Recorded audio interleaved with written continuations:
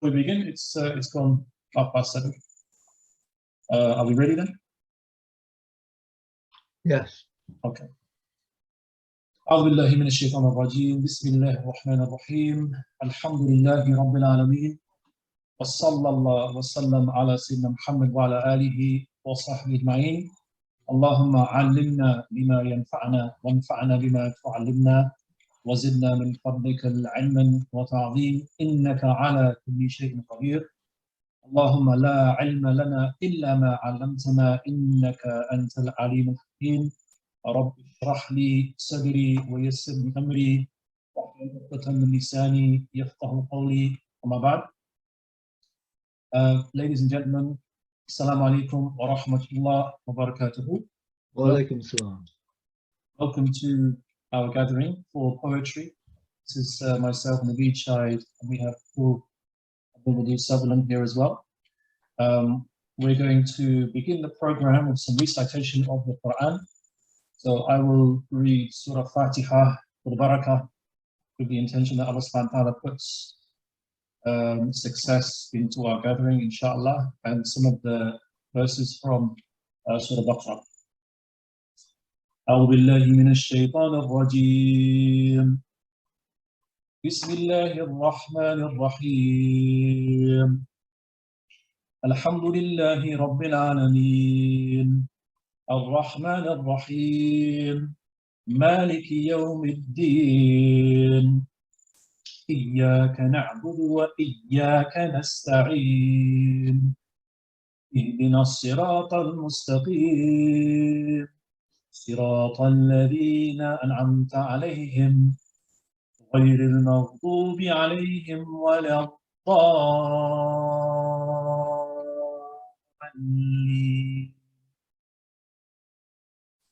بسم الله الرحمن الرحيم. ألف لام ميم. ذلك الكتاب لا ريب فيه هدى للمتقين الذين يؤمنون بالغيب ويقيمون الصلاة ومما رزقناهم ينفقون والذين يؤمنون بما أنزل إليك وما أنزل من قبلك وبالآخرة هم يوقنون أولئك على هدى من ربهم وأولئك هم المفلحون. آمنت بالله صدق الله العظيم. Bismillah. Okay, so we have just started this gathering for poetry, and the title of this presentation and this discussion is Poetry about Children and the Muslim Voice. So I'd like to welcome all of our participants to the audience here. It's wonderful to be here during the Christmas holidays. So first of all, we'll begin with Sidi Paul Abdul Wadud, if you'd like to introduce yourself. Assalamu alaikum. I'm Abdul Wadud, or Paul Sutherland. I have quite a mixed background. As you can see, I've lived quite a long years now. I'm 74. I was born in Canada in 1947. I've always had, for a long time, since I was a child, spiritual experiences. My grandfather read poetry to me when I was a toddler, so it was got into my system quite early. Eventually, I started to write my own poetry around the age of 17. And now I have about 18 books published from various presses. I became more formally spiritual in the 1980s with direct experiences related to Christ, related to Christianity. And then in 2004, after going to university and feeling that my inner world was collapsing, I met Sheikh Nazim Al-Haqqani, Allah bless his soul. And he guided me to show me how Islam was not a denial especially Sufi Islam, was not a denial of everything I had lived for or lived by in the past. It was a very special refinement and transformation. And I have written poems trying to express that, published in 2012, Poems on the Life of the Prophet Muhammad alayhi salam, and recently The Servant of the Loving One, where I describe my relationship with Sheikh Nazim Al-Khani. I still write at times in a very, I suppose, not a secular way, because the spiritual is always implicit to me, as well as being explicit at times, and other times it's more hidden or assumed. But I am very pleased to be here, and thank you very much for coming. I look forward to having a great evening of sharing poetry and discussion. Thank you. Just before I introduce myself, a quick question to the participants. Hopefully we're all fine with the audio and the video. So I presume that everyone can hear us clearly and can see us as well. Another thing is that I've actually shared a PDF or a Word file in the comments section. And that's basically like almost like a program, but also some interesting text, which kind of complement what we're going to be talking about today. So just like to ask people, are you able to download the handout which goes with our program today? Could you just type in the chat and you're able to either download the Word document or the PDF?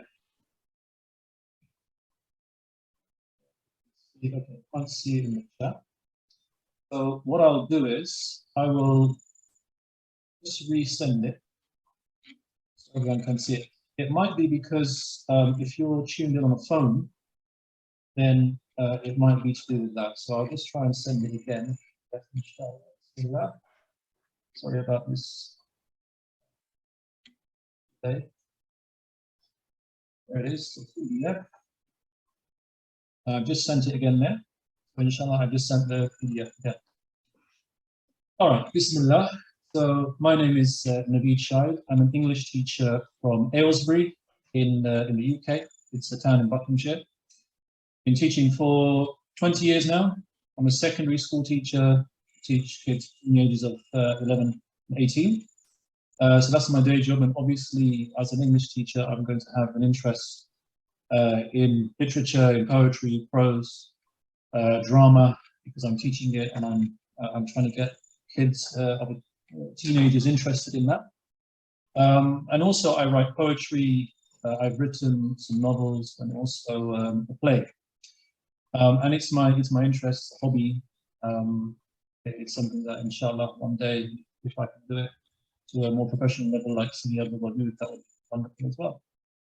So that's basically me, and it's a pleasure to have the audience, and I'm also kind of like the moderator as well, so I'm kind of keeping my eye out on the waiting room, because I have to admit, inshallah. So forgive me if I appear kind of just admitting. Okay, Bismillah. So just very quickly, I want to just share the handout with you all. So this is the handout. Sidi Paul, I think you can see this as well. And Yeah. you know, I've just shared some texts and poems of interest on the themes of childhood and growing up. So childhood and growing up are our themes, and you have inshallah downloaded this handout here. So we have a verse from the Quran, from Surah Al-Kahf, which relates to childhood, growing up, and just the nature of children. We have some ahadith. We have a saying from Sayyidina Ali, then Khalid. Then I've shared some poems that, you know, Paul and I have been talking about this. So from William Blake, The Lamb. We have The Tiger. So from the Songs of Innocence, The Lamb, and the Songs of Experience, The Tiger. We've got one of my favorite poems, Blackberry Picking, Seamus Heaney, wonderful poem about, you know, growing up and the loss of innocence. There's Nettles by Vernon Scannell, which is, you know, the parents' point of view. Blackberry picking is from the child's point of view, something that we may be kind of referring to a daughter leaving home, Linda Paston. Many of these poems, Paul, kids who study GCSE English literature or even A-level, they may have come across some of these poems and writers. Then we have the poems that Steve Paul and myself will be reading today. So Steve Paul will be reading The Party, which is on page 8. I will be reading The Little Girl Who Wanted to See the Prophet, starts on page 9. Then C.D. Paul, The Orphan's Birds, on page 12. And then You Can't Judge a Book by Appearance. And then to finish off is just kind of like a very rough reading list on the themes of childhood and growing up, like Quran and the Shema of the Prophet. But then you've got some, the father and son, a study of two temperaments. I was telling you about that, Paul, something that people might look into. Yes. For instance, an experience. A wonderful website is the Poetry Foundation. And then we've got C. Paul's book and website and mine. So that's the handout. And so for the audience, it would be really useful if you could download this document and you can follow some of the poems that we're reading and benefit from some of the text that I've referred to there. And I think some people are saying they can't see this. So I will, inshallah, try to put it into the chat again. So I will send this to everyone. It's a PDF. Once I've done this, then C.D. Paul, you are free to begin your poem. Okay, so I'll put that there. Let's share there. Okay, Bismillah. So, C.D. Paul, The Party. The Party, which is on page, let's go down here. So in your little pack, this is on page 8. So without further ado, this Party. This poem was a real experience a few years ago at the Lincoln Mosque, watching children respond after they had been fasting all day and had just had their iftar. The party. After our iftar, soon mosque carpet strewn with chips, our kids go berserk. They've been hushed for hours. Now with snack, the lights burst like firecrackers with joy. How will some mothers and fathers soothe, draw them home, perhaps with star nets? Doors slam and elders come along to pick up flung styrofoam cases. A pink hijab girl, covered each inch, riots with prayer-hatted boys. They will never sleep this side of tomorrow's dawn when back in the fast. Let's imagine them at one with the universe, teasing Muhammad sallallahu alaihi wasallam. MashaAllah. Cool. So hopefully our participants, is there a link for a handout? Yes, it's there, inshallah. People are not asking for the handout. Yeah, I wonder if somebody knows how I can kind of pin this. It's here. All right, so Bismillah.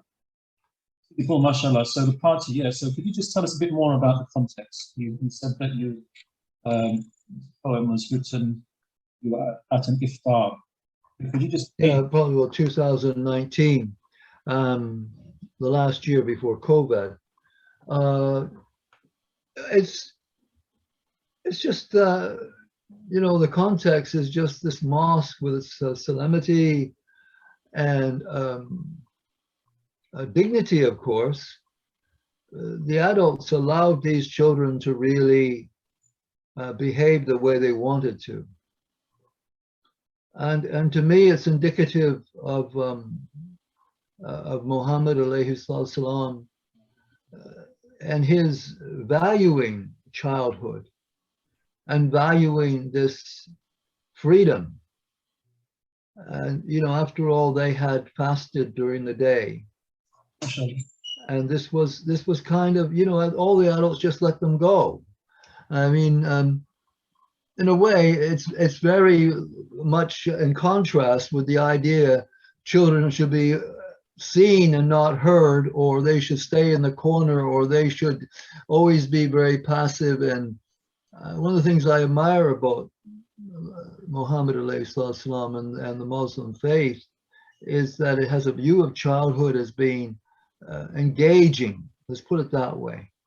I mean, okay, if they broke windows, there would be another matter, but they're just having fun. And I think it's contagious. And I hope the poem makes people who read it feel like they're having fun. And then at the end, I try to become more, well, as you can see, I'm bringing in the philosophy or teachings of Muhammad alayhi salam. I love the metaphor of the star nets. How will some mothers and fathers soon draw them home, perhaps with star nets? Could you tell us just about your word choice there, your Lexis with star nets? What were you thinking there? And well, it was in the evening. It did happen in the evening. So there were, I guess what I was trying to say there, and I admit it's a bit elusive, is that the adults have to become like children in a way to bring the kids back. You know, they have to accept the mystery of childhood, the extraordinary quality that children can express, and the way they behave. Maybe it's a phrase I heard one of the children say, star nets.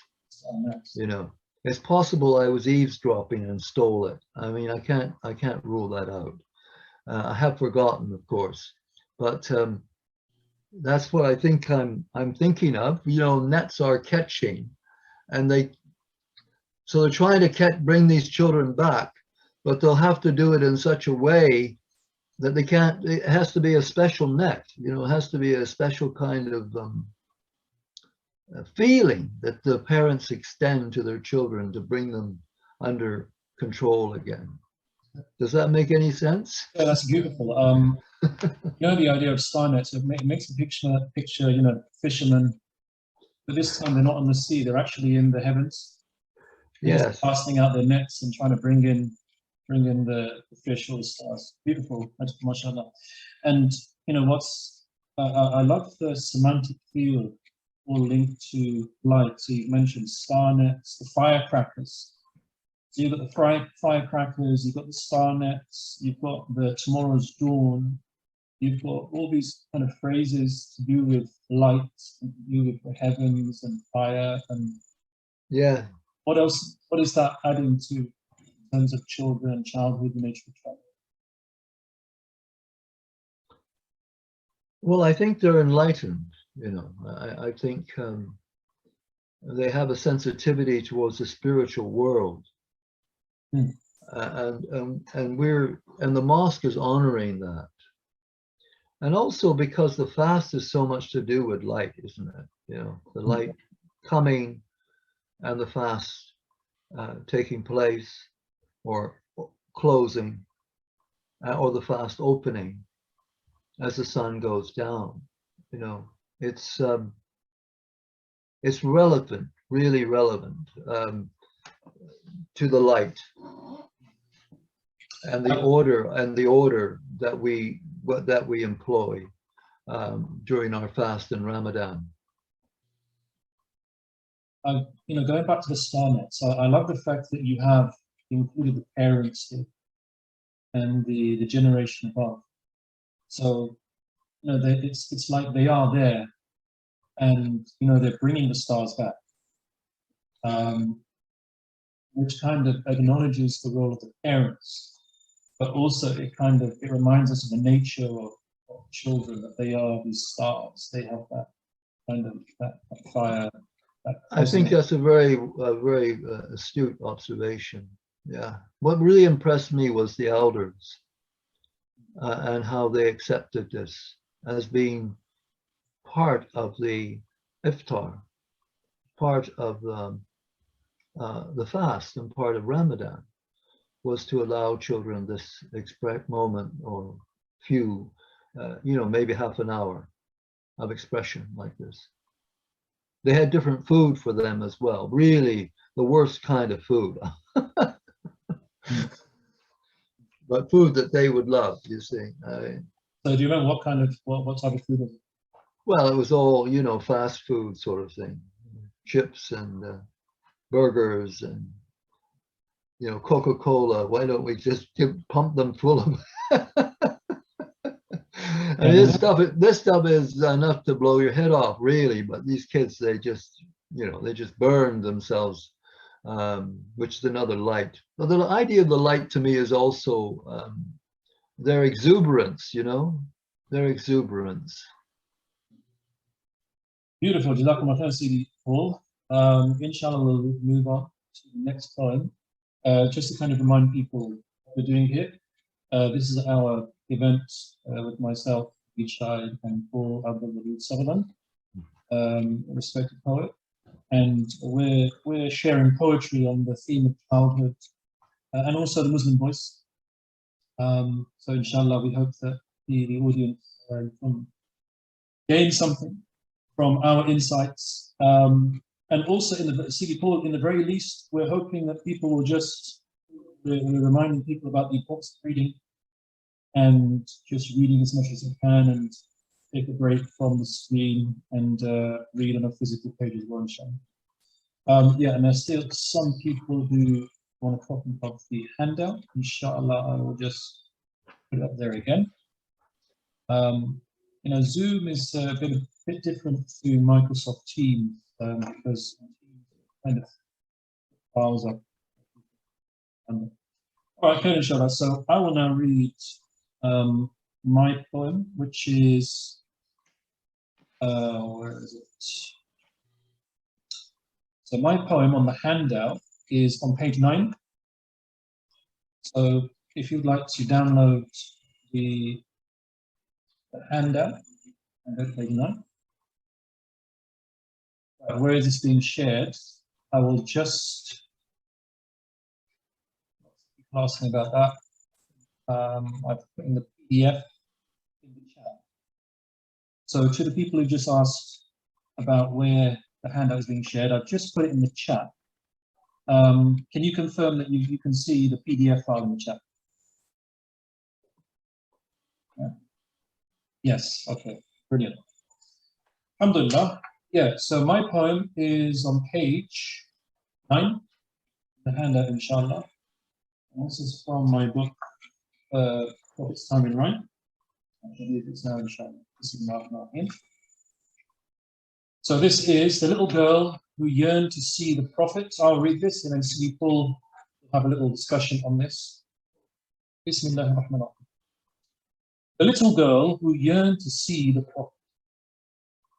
I want to see the Prophet, proclaimed the little girl.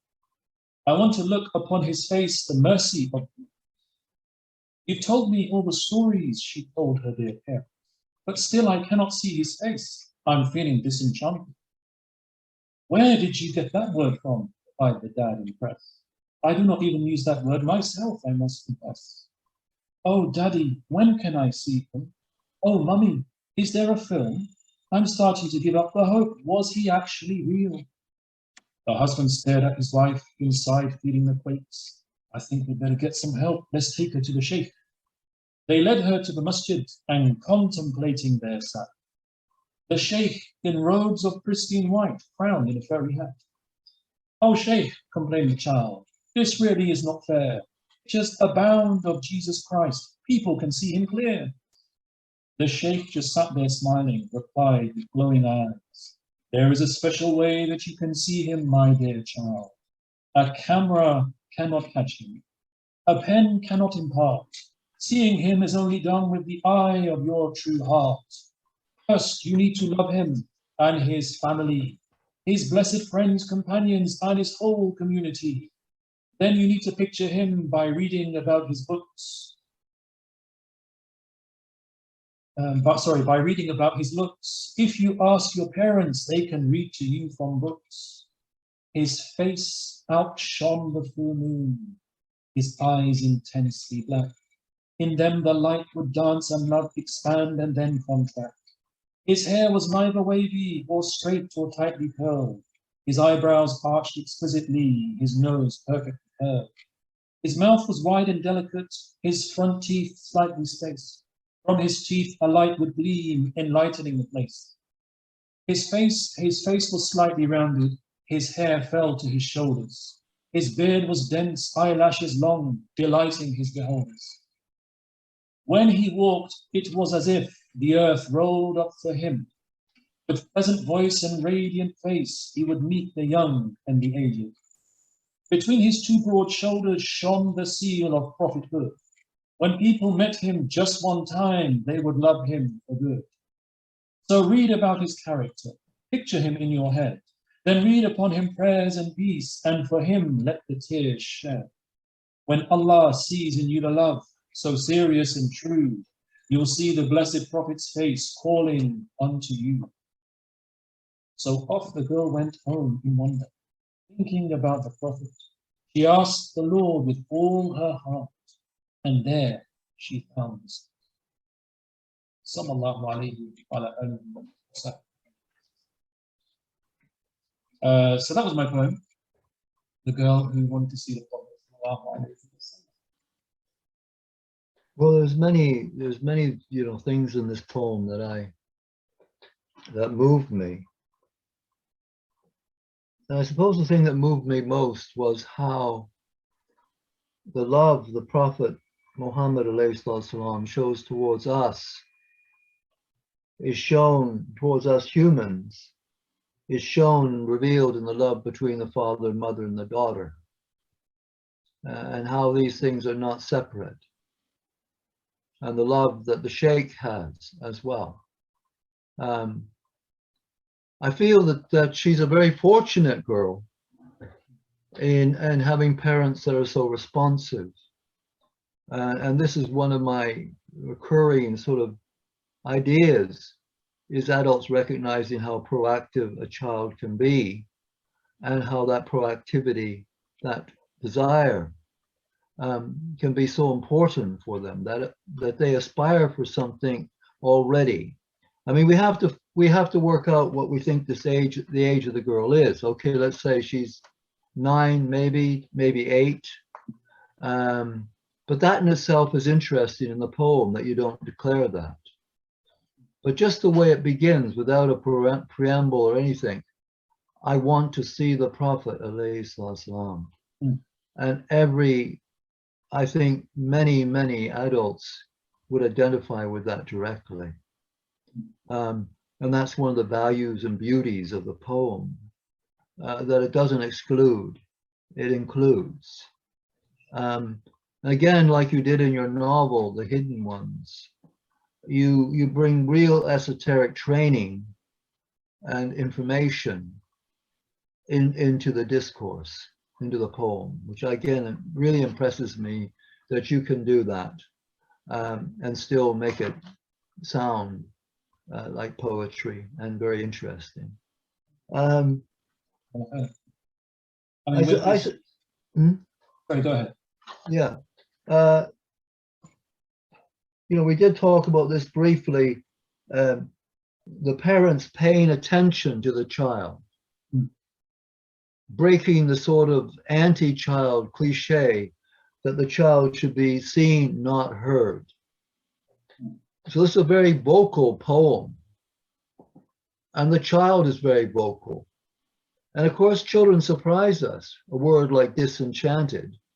I remember when I was with my granddaughter, Farah, she came up with the word, this is before she was 5 years of age. I'm feeling very frustrated, Granddad. When I sent the poem to a publisher, she said, no child would speak the word frustrated. And I thought, well, so you also, you tapped into the fact that a child can say a very sophisticated word, and not to underestimate children. That is my the big thing that comes across in this poem for me. Yeah, I And mean, from teaching children, yeah. you know, the children that I teach are secondary age. Now, even at the age of 11, you know, some of the insights that kids come up with are pretty amazing, and sometimes they're perplexing and worrying. But you know, this poem, it came out of the fact that my own daughter, she asked this question. And she was, I think it was the age of 7 or 8. She asked us that question. You know, Prophet Sallallahu Alaihi Wasallam, can I see him? When will I see him? Because she'd grown up hearing about Rasul Sallallahu Alaihi Wasallam. But how can I actually see him myself? So I kind of sat down and I really thought about that. And you know, how can anyone transfer that to their own children? How can you even make yourself see have a spiritual experience?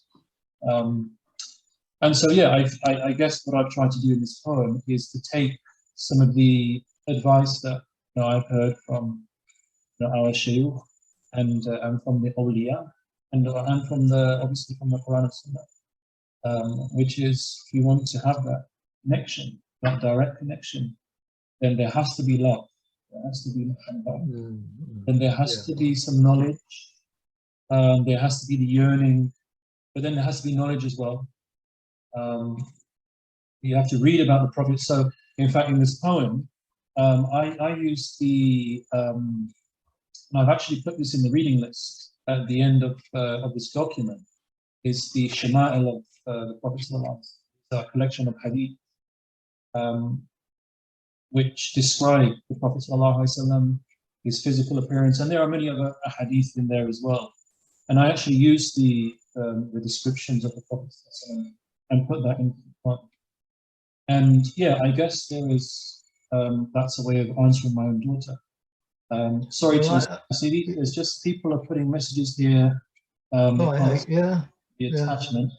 Now I've put the attachment in several times. I think I'll just have to kind of regularly regularly put it in there as people come in. Yes, I guess it doesn't stay for some reason. Is that what's happening? Yeah, I think what happens is that when people just come in, then they can't go back up the chat. Oh, okay, right.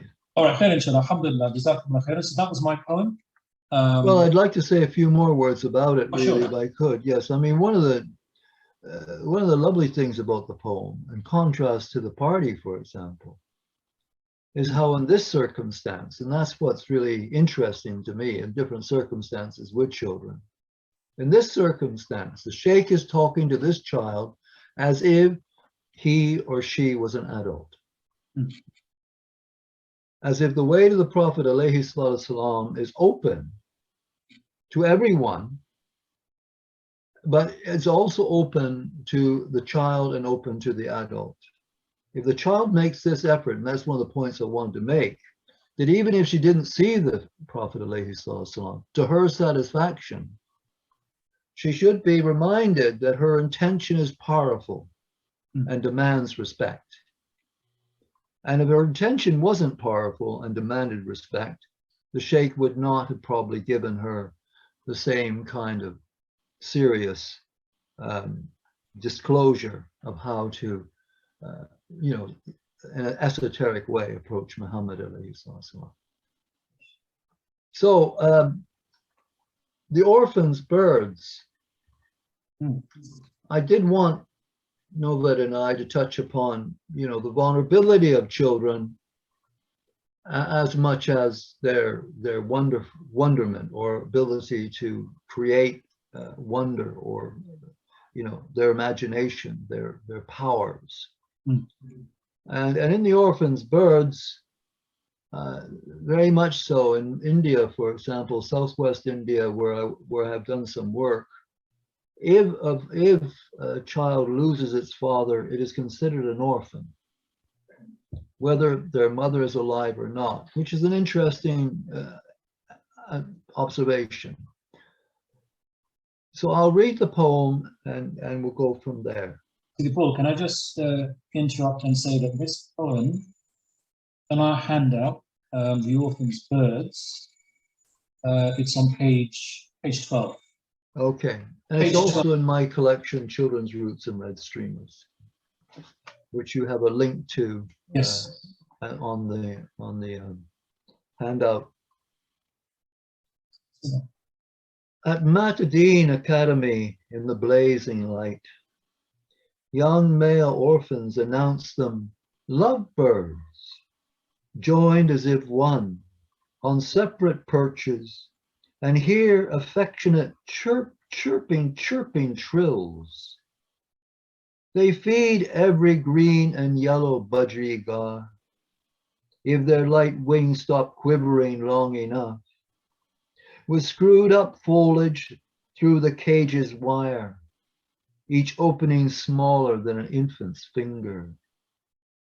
The birds with scissor action snip the green, close by the fig tree with its enveloping shade. The boys, though, understand those fruiting branches are no source for the lovebird's nutritious leaves.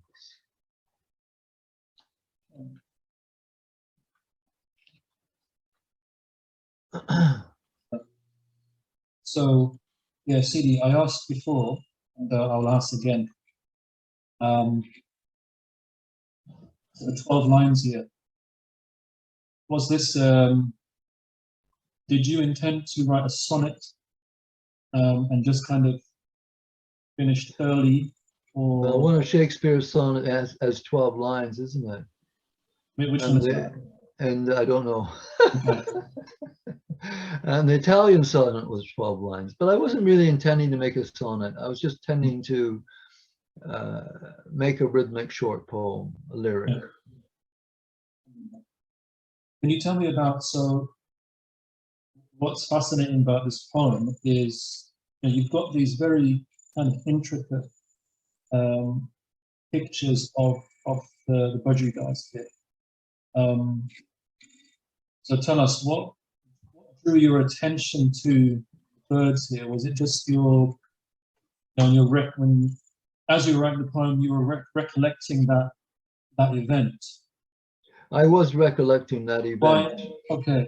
And I was deeply impressed by the orphans and how they had used their struggles or problems because they were separate in some way, and they knew they were different. And that is a struggle, to understand that you're different. You know, when you're a child, you want to be in the group. You want to conform. You want to be part of something. I think that's true. And the orphans had come to a way to solve that problem. They'd come to some kind of a solution that by caring for these birds, they were doing something real.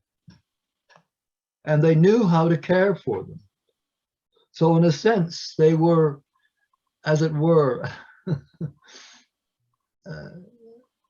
responding, you know, as best they could to the situation. And I felt their marginalness, their sense of being marginalized, helped them understand how the lovebirds needed a particular kind of nourishment. And I hope that would be a kind of metaphor that children, especially children disadvantaged, need a very special kind of nourishment. With that, is that too far-fetched? Is that too far-fetched? Mashallah, that makes sense. And then in the last two lines, the boys, though understand those fruiting branches, are no sort for the lovebirds' nutritious leaves. Could you just explore those last two lines? Well, the fig tree is obviously the dominant, would be the dominant tree, because it's offering shade against the blazing light, the blistering light, I call it. So it's offering shade, and its fruit, we can eat its fruit, the fig. but we can't eat these leaves that the lovebirds eat. So again, it's that refinement that I find very interesting. You know, you've chosen the lovebirds alongside the orphans. Could you explore that a bit more? Lovebirds the lovebirds and the orphans. The orphans. And yeah. what else is going on there? This kind of They're looking for love. They're looking for love. I mean, let's have no doubt about that. They want to be loved, and they miss it, and they find something, not the same as a mother or father, but they find something in the lovebirds and caring for them. I don't know if they're called lovebirds. That's what they called them. And I think that's also very much indicative of childhood.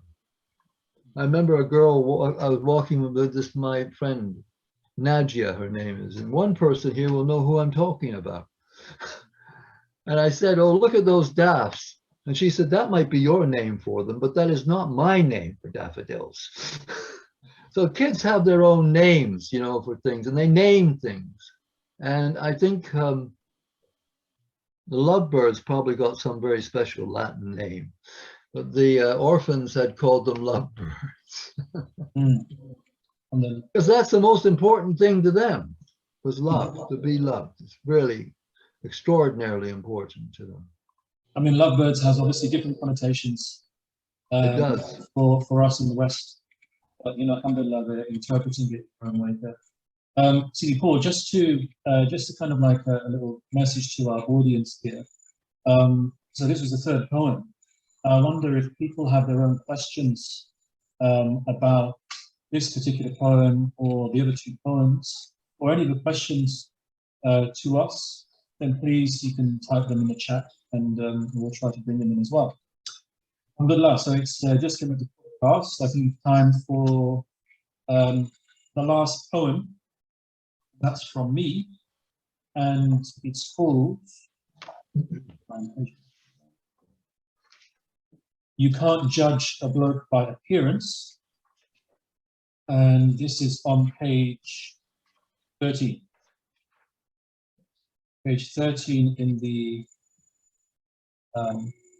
handout. All right, so this is called You Can't Judge a Bloke by Appearance.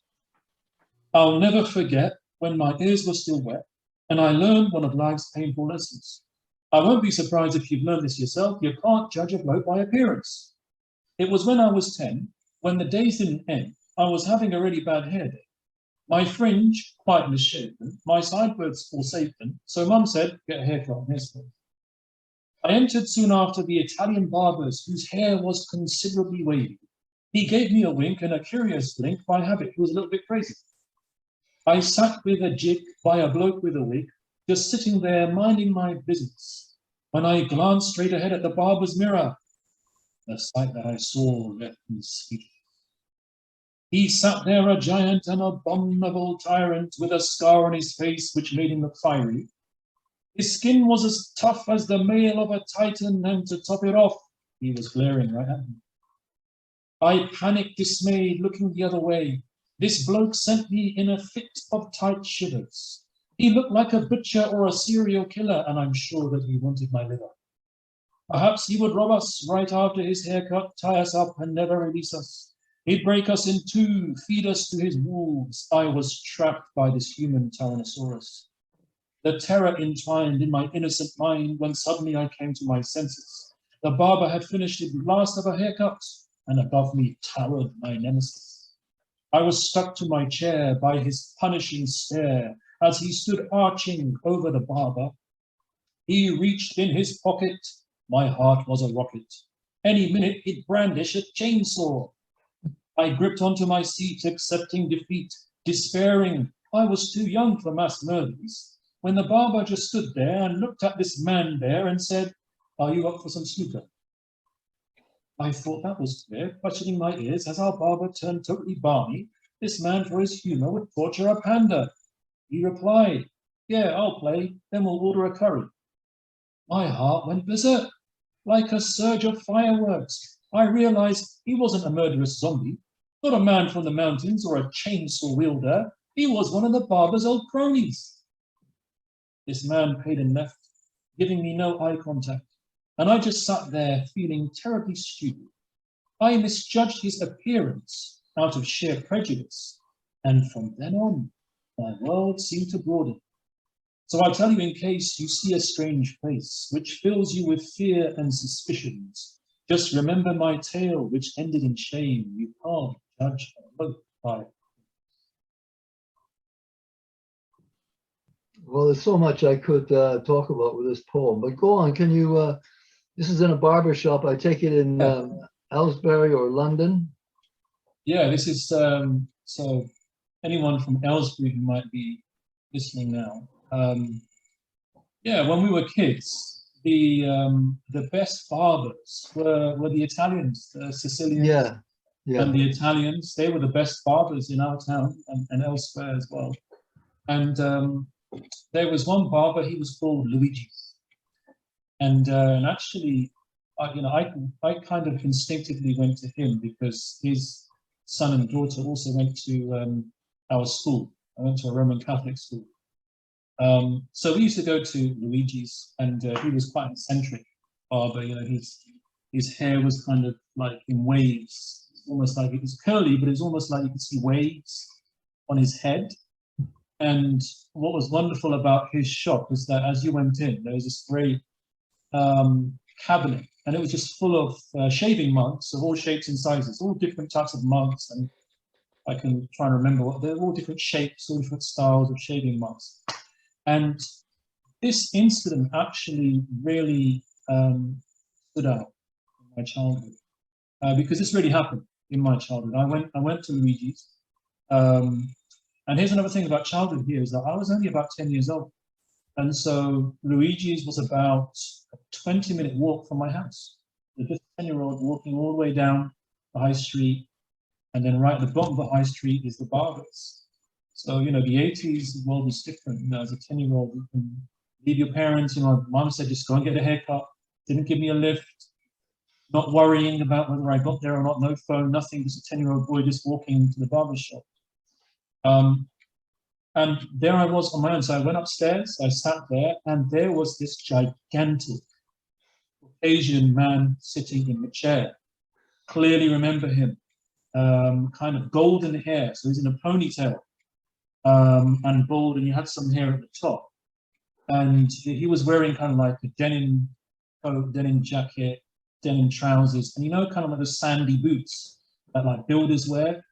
But he had these striking, piercing blue eyes, and as I sat there, I noticed that he was looking right at me through there. And as soon as I saw that, my imagination was crazy, and I actually thought, I got really scared. I actually thought this guy, because Luigi was just cutting away and they weren't speaking. They were just silent for the whole thing. And as I sat there, I remember this clearly. I thought that he was some kind of psycho, a robber who was going to attack us. I was actually thinking that. I was getting scared. And all of that was going through my head. I was frozen on the chair. And then finally, he just kind of spoke to Luigi, walked away, and I never saw him again. And I mean, there's humor in the poem, which I like, but there's also a serious message here. You know, where does this prejudice come from? This sheer prejudice that you talk about. Yes. Where does it come from? You know, I wanted to remind you about, because I know you're interested in romantic poets, Mary Shelley's Frankenstein. Wow. And how the little girl in that story is the only one visually who can cope with the image of Frankenstein. No other adult can cope with it. No one else. Just that little girl doesn't identify this horrible faced man with a threat as a threat. But you, at the age of 10, saw this strange-faced man, big man, as a threat, and used the icons of the horror genre in your poem to describe that. Now, were you allowed as a boy to watch horror films at the age of 10? Yeah, I think, not really graphic, but I think we probably did see some. Yeah, I can't get more graphic than the Chainsaw Massacre, but never mind. I mean, I must admit, there's lots of kind of pop culture references that I've added in there. I never watched Texas Chainsaw. All right, this is what I wanted to, tap into, is how this is definitely an adult viewing a child experience from his life, because you are referring to stuff that probably a child, hopefully, inshallah, is not coming across at the age of, before teenagehood at least. I guess that's what happens when you're trying to recollect your childhood. It's almost like the adult mind kind of slips in there. Yeah, of course it does, and that's not invalid. I mean, I saw the whole narrative as a metaphor of how culturally, including adults, we designate beauty and ugliness. Why do we fear what's ugly? And how do we come to that definition? And what's strange, I have a very good friend who has boils all over his face. And one day I was walking behind him and I could see the expression of people coming towards him, lowering their head. And he keeps his head lowered because he doesn't want to see those expressions. And he's got the softest hands of anyone I've ever touched, incredibly soft hands. But somewhere along the way, we get this prejudice that certain appearances should frighten us and other appearances should not. You link that to childhood. Let's try and bring this back to.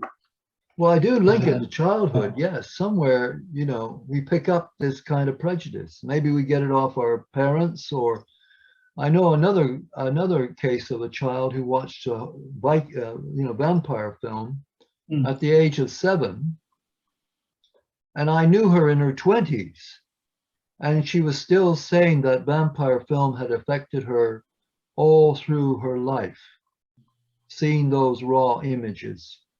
Her brother was watching it, he was older, and he just allowed her to sit down beside him and watch it, So, but these prejudices come from somewhere. And your poem kind of, to me, raises that issue. Where do they come from? Why do we think this? Also, I found interesting that with the first poem, the child is very active, proactive. And in this way gives her some kind of kudos.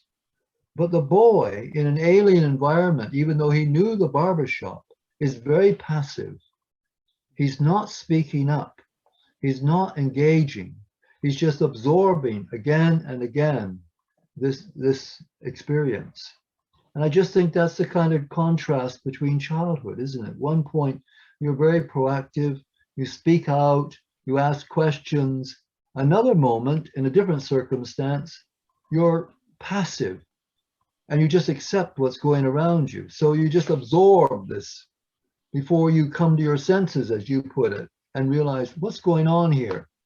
Why am I reacting this way? Why do I feel this way? Yeah. I thought that was very interesting. Also, when I kind of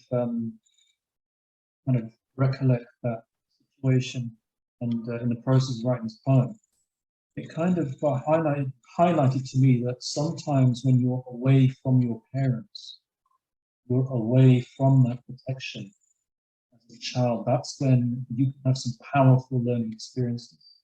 Absolutely. The parents do need to be there as the nurturers and as the guides, and giving a structure.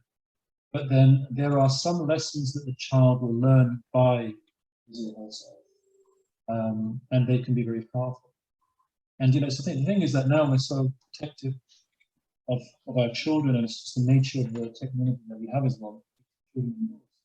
But in the 80s, we were experiencing a lot away from our parents. Yes. And, you know, it was kind of beneficial, but also detrimental, because obviously you can fall into things that are not really good. Alhamdulillah. So, you know, we're coming to nearly 3:30. Alhamdulillah, as time has gone quickly. Hopefully people have benefited. What's a nice comment here. I'm really I can't see these comments. I'd like you to can't see the them. chat. No. So the sister says, really enjoying Sidi Paul's subtle observations on children, privileged listening to us and interpreting each of his poems. Alhamdulillah. Well, you can Now, share them with me later. You can share them. Inshallah. Now, what it is, just in the last 5 minutes or so, I'd just like to, Sidi Paul, just give you an opportunity to just talk through some of your works. I'm going to share your website, and you can just talk us through some of the works that you'd like to draw the attention of the audience to. So I'm just going to share here. Just bear with me. Bismillahirrahmanirrahim. Okay. Here we are. Okay. Okay, Sidi. So this is your website. Yes. Where should we go to books here? Yes, you can go to books there. That's great. The new and selected poems is probably my most major work. 380 pages of my life. There is quite a bit of autobiographical writing in it. Coming from Canada, traveling across the ocean to the UK. My journey philosophically also from agnosticism to Christianity to Islam, all the time being aware of certain esoteric realities which come and go out of the poetry. Also, again, my relationships, and the book ends with a long poem sequence written in my granddaughter's voice. I try to get into my granddaughter's voice and write a poem about her called Intriguing Farah. The poems in the life of the Prophet Muhammad alayhi salam. This book, The New and Selected, was selected by the Morning Star newspaper as one of the 10 best books in 2017. The book, The Poems of the Life of the Prophet Muhammad alayhi salam, is now in its second publication or edition of 1,000 books, and I'm really pleased about that, and the work of Cambridge Muslim College. They have a wonderful program there, well worth pursuing. I don't know if you want to talk. I mean, I just write. That's what I do. I'm working on my novel now, and I hope someday to get that published. Some people think journeying is my best work. It is very much my journey across, again, from Canada to the UK, and those inner journeys that we take as well, many of them. And then there is the Amoretti, a little book of love poems called Small Love, written in 12-line little sequences.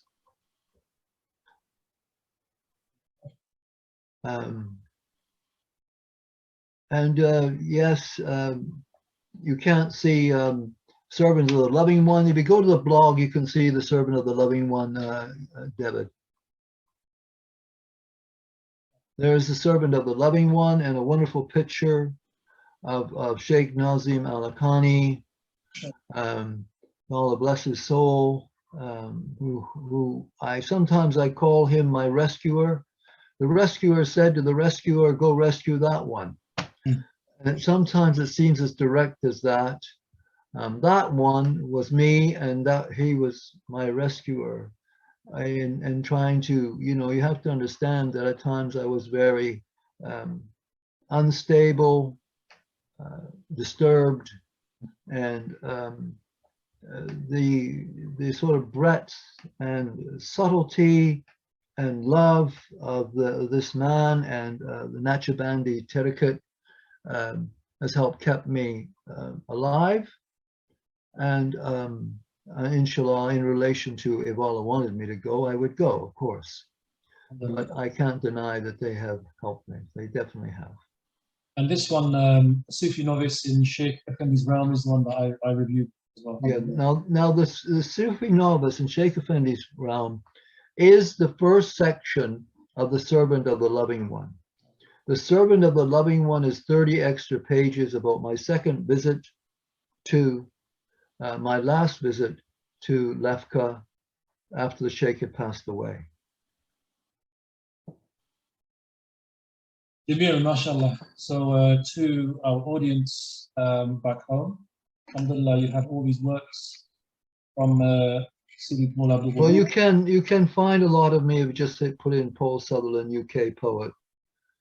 Someone once said to me, "You got 50 pages of websites web pages out there." Sometimes you don't know why you're there at all. Well, it's, it's the age we live in, mashallah. And just to kind of put myself out there, this is my website that people Do put yourself out there, please. people know. And I've got my works here on Amazon, Hidden One, short stories, Jabran, Journey of the Woods. I've got some books of poetry, The Prophet's Time in Rhyme, and The Awakenings. But most of the time I'm sharing my stuff on my my website, novid.co.uk. So just like I say, we've just gone past past. Jazakumullah khairan to our wonderful audience, people who have joined us. Apologies if you didn't get to see the handout. Hopefully most people did.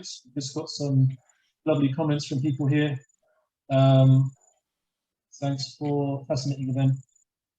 So, never stop enjoying and valuing your insights. Best poetry teacher. Someone else said, Jazakallah khairan, I thoroughly enjoyed your conversation with Sidi Abdul Wadud. Brought me words to jubilant life. Yeah, alhamdulillah. Brilliant. Okay, so yeah, maybe this will be kind of like we will try and do this again. We're just learning how to kind of do these type of gatherings.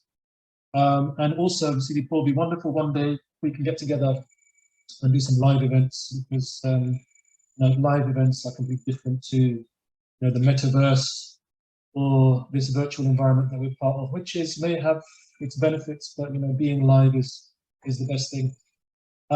So yeah, I think we'll finish off now, inshallah. Jazakumullah khairan for everyone for attending. What I will do, thank you very much for coming. Just one more time is to put this PDF out there, so people can just benefit from that PDF. There's various poems in there and quotations from the Quran and Hadith about children. I mean, obviously, myself, I'm in my mid-40s. I'm 44. I've got two girls. They're teenagers. I'm a secondary teacher, so I'm 20 years. So I suppose I've got some experience of dealing with children, but I'm by no means some kind of advisor on parenting and children. For me, children and childhood, it's an important theme in English literature. I think that was the focus today, is that, I'm not acting as an advisor about parents and children, and Sidi Paul as well. This is an important theme to do with human nature that poets like to explore. So I've shared some poems in the handout which are on that.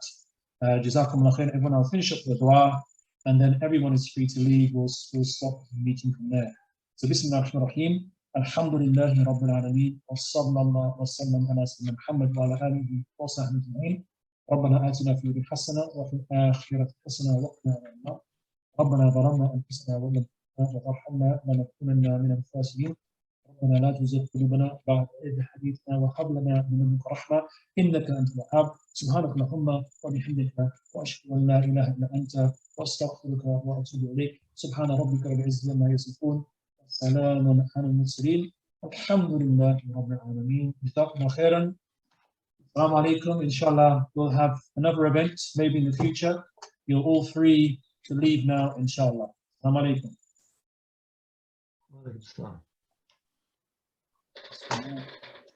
End this meeting. Yeah.